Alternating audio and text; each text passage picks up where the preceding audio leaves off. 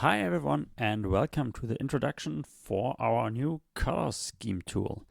You can find the tool if you scroll down here in the generator suite down to the color scheme tool, and if you open it you can already see what's happening there. It's basically coloring your miniatures but on the computer. Let's just drag this a bit larger. So what you can do here is just decide for paint schemes for miniatures, and before you even have to print it and then paint it and then say, oh, that looks bad, so you have to do it all over again. So you can just do that digitally here. You can select different libraries here. So I've included these 4 libraries you can actually use, but creating a library is pretty easy, because there is a folder, color scheme libraries, in your generator suite folder, and inside of that folder you can just create a new folder, name it however you want. So these are the folder names, and then just place any STL files in there, and if I select a library here, it will just list all the STL files that are in that folder, and you can assign colors to those.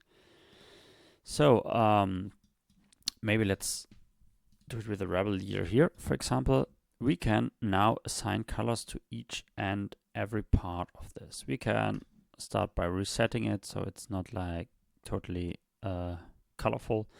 And probably let's start with the skin here. So you can either click here on set, then the selected color you have here will be used for that part, or you can click on that and this will open the default color selector from Windows. And maybe let's just find some white skin tone here. We can directly give black glasses, maybe not completely black, like this.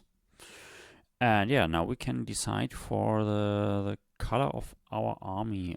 So we have for example here, the pants, and if we say now it's more like a desert styled army, maybe let's do something like this, brighter. Still a bit too yellow for my taste. We could try to move it around here like that, and then just set it. And we can use the same color also for the torso, like this. So for the belt, I usually take a quite darker brown. That's more like a red. Something. Why aren't there good brown colors here? Like this. Even darker. And yeah, that's basically how I can color my model. If I now want to use the same color here like I used for the pants, I can just basically open it, close it, and we have the color selected here. So we could also use it for the cap, use it for the arms. Yeah, for the knee pads we could use some, I don't know, gray.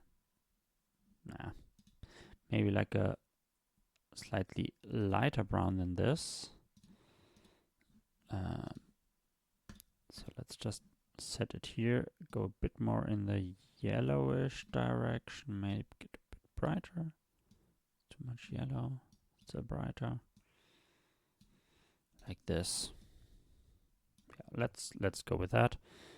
Again, let's take the same color for our boots here, like we did for the belt, and possibly also for the gloves. And we can also select some hair color. Maybe let's try to find a blonde tone.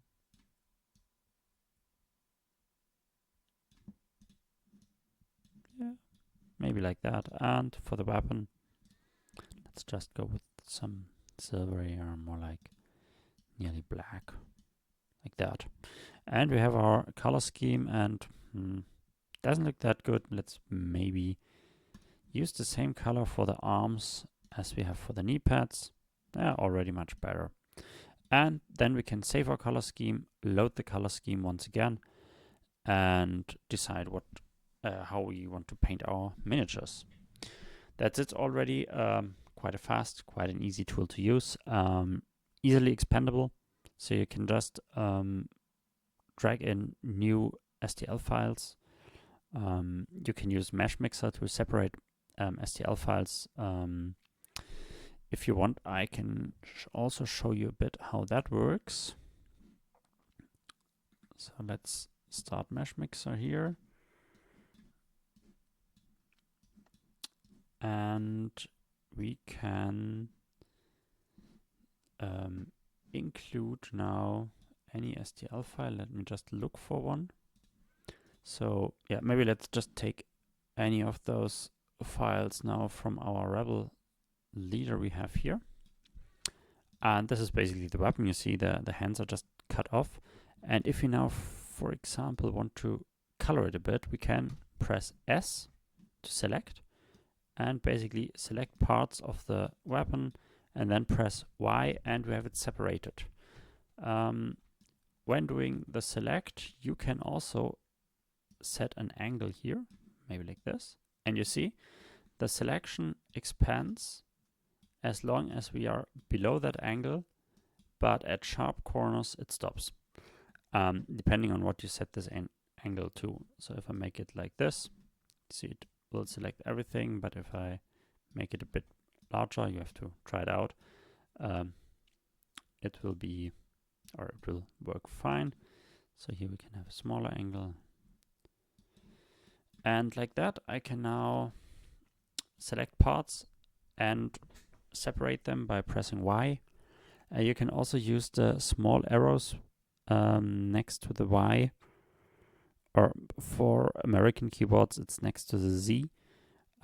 If you shift click them, you will increase the selection. If you click them just without shift, it will make them smaller.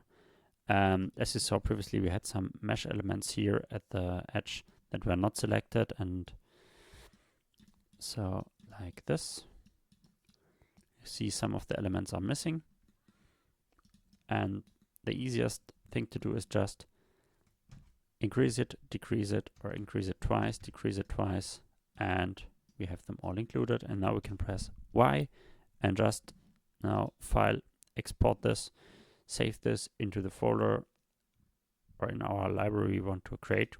And then after reselecting this library, we can also color the different parts of this. And yeah, that's it. That's how you create new libraries, how you use the tool. Have fun with it. And if you have questions, suggestions, let me know. Oh yeah, one thing I forgot. So we have our big color wheel here, and this is not just for fun, but we also have a suggest colors thing here, because in color theory you have multiple ways of what colors might fit well to each other. And you see we have here adjacent colors that are basically next, so left and right, next to our already used colors. We have the complementary color, so just the opposite.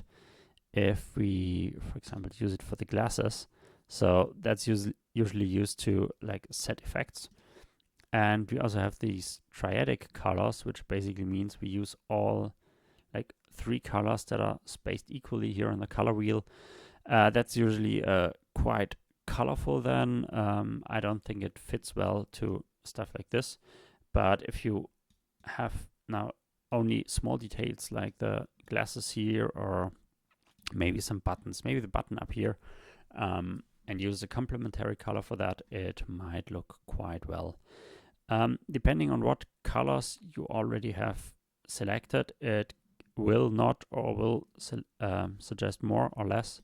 So let's, for example, go to the night. Now you see we have a very wild range of colors, and it can't suggest any colors. If you just have one color, you see we have the adjacent ones next to that. We have the complementary, and again the triadic. And you see if you use the triadic colors, it's really a lot of colors. Of course, you can move them here and desaturate them a bit. then it might fit a bit better. Yeah, but that's it. That's how you paint your miniatures on your computer. And of course, if you want to print them that way, if you like have a Bambu printer with 16 colors, you can of course just use all the different files from the library and then select the same colors you selected here in Bambu Studio or in the other slicers you have.